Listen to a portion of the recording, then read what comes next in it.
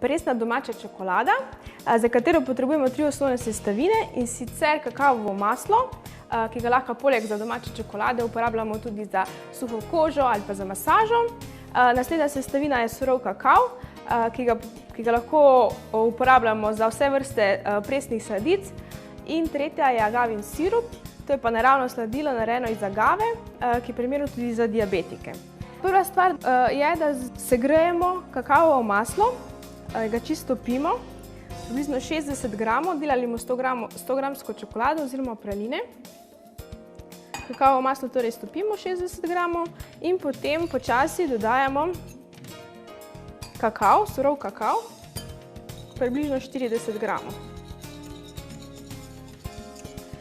Na koncu dodamo še sladilo, dodajamo ga pa čisto po občutku, pač odvisno kako sladko čokolado želimo.